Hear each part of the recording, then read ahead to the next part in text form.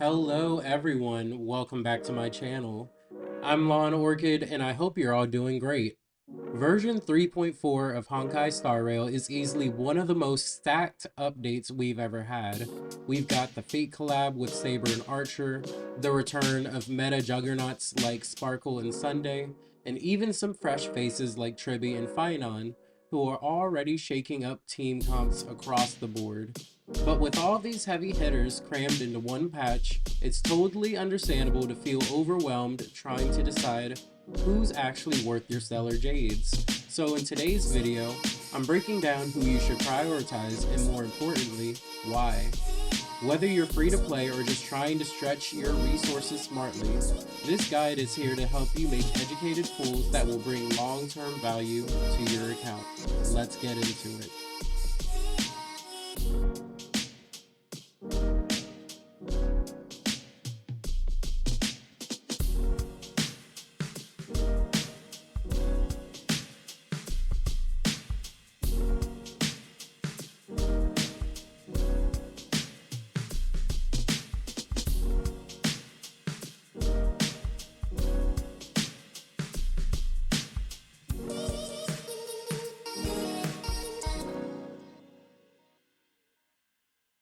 As always, this is based on my experiences as a day one player who's fully invested in both the meta and long-term growth of characters. I've used every unit on this list extensively in Memory of Chaos and Simulated Universe. That said, pull what makes you happy. Everyone's account is different and there's no wrong answer if you love the character. Now here's how I'm ranking them. Who brings the most value to your overall roster, both now and later? Who's time limited versus who can you wait on? How much team coverage do they offer? How do they scale with relics, eidolons, or signature gear?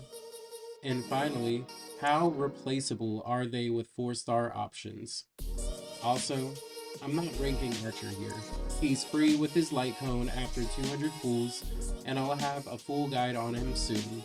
This list is focused on paid bearers.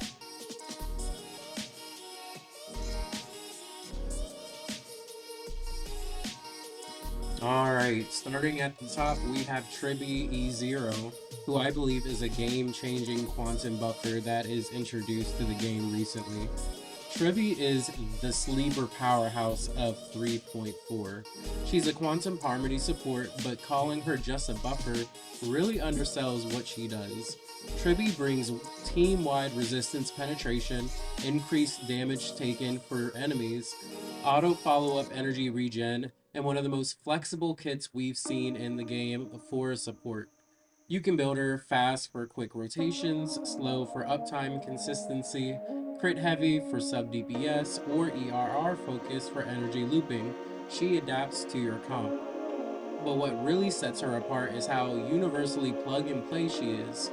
Unlike Sunday or Sparkle, who lean into certain team styles, Tribbie can slot into almost anything. Whether your DPS scales off HP, attack, or summons, Tribbie fits.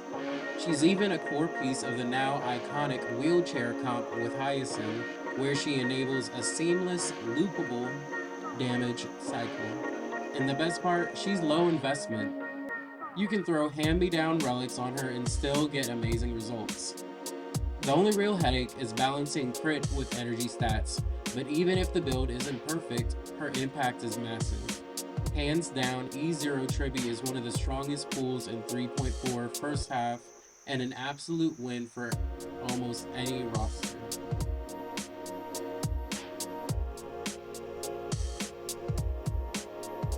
Coming in at number 2, we have Sunday E0, who is really the up-and-coming new meta prodigy, if you will.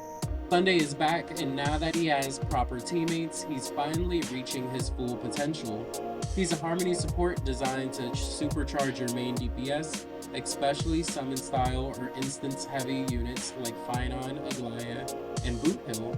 At E0, Sunday offers 100% action advance, flat crit rate and crit damage boosts, energy refund and skill point regeneration, and even a cleanse. But what makes him special is how hard he elevates summon or memo sprite DPS characters. The more attack instances your DPS puts out, the more value Sunday gives. In the early days, he felt a little ahead of his time, but now the meta's caught up. He's flexible with speed tuning, versatile across multiple teams, and fills a role that no 4-star can really replicate. Even Ting Yoon, as great as she is, doesn't offer the sheer layer of utility Sunday brings. His only real downside, his energy flow can be awkward without his signature light cone. And he's not ideal for energyless units like Akron or Fei Shao, but for most players, he's going to raise your team ceiling by a huge margin.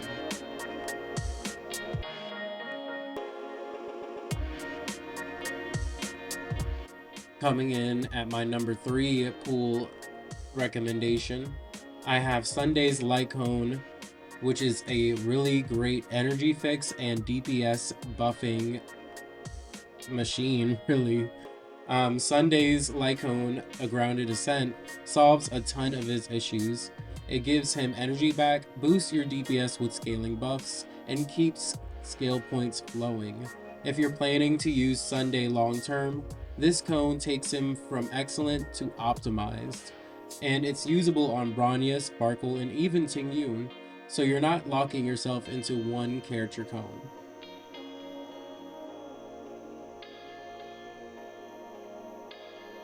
Coming in at my number 4 spot, I actually have Tribbie's E1, which I believe is still one of the best Eidolons in the game. If you're planning to go beyond E0 for anyone, Tribbie's E1 is where you need to go to get that real value. It adds 23% true damage bonus to the entire team while her ult zone is active, turning her into a sub DPS monster on top of her already insane support utility. Not only does it rival Robin and Ron May's E1, but it performs even better than theirs, only increasing in value the more enemies that are on the field.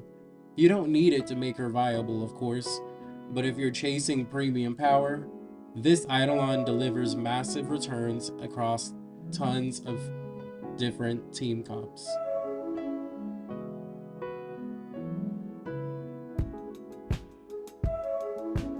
Alright, so coming in at number 5, we got Phainon E0, which is really what I would describe as a high risk, high reward kind of DPS. Phainon is flashy, powerful, and very, very angelic. He's a physical destruction DPS whose ultimate transforms him into a solo carry, locking him in, letting him unload absurd amounts of burst damage. But he's not really plug and play. You need strong supports like Sunday and other premium supports, along with plenty of skill points to keep him from feeling clunky. He also needs solid relics to really pop. Without them, he can feel sluggish and underwhelming. Still, if you got the right team, he'll delete waves with style.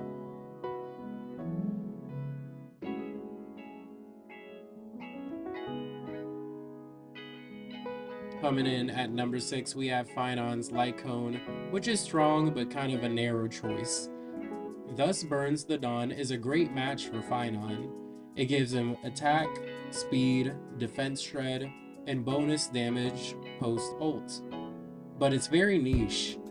No other destruction character gets full value from it, so unless you're going all in on Phainon, it's better to skip.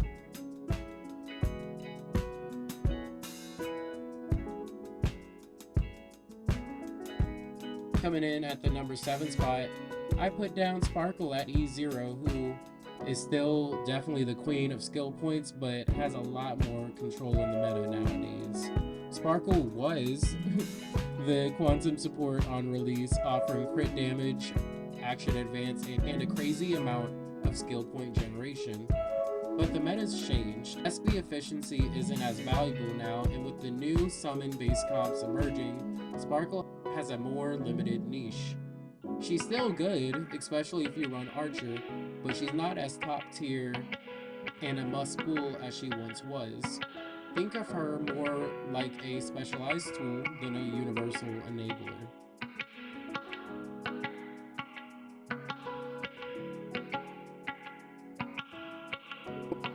Coming in my number 8 and number 9 spot, I have Sparkle and Tribbie's light cones, which are both nice to have, but neither are essential. Both signature cones are good, but not game changers. Tribbie works great with meshing cogs or Dance Dance Dance, and honestly, Sparkle gets more mileage from Sunday's cone than her own in some comps. So if you're short on stellar jades, they can both safely be skipped.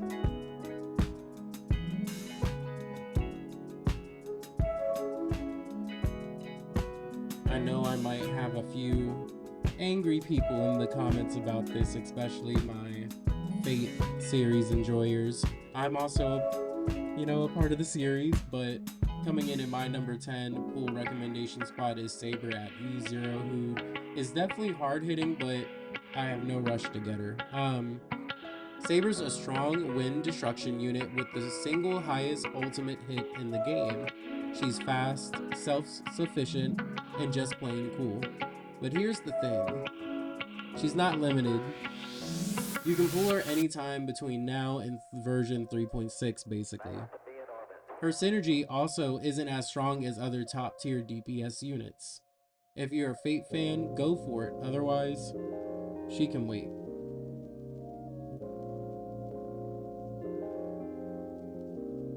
In my last spot, coming in at a number 11, we have Saber's light cone, which, just skip unless you're all in. Same deal as her character. It's a very strong cone, but not a must pull unless you're actively building her right now.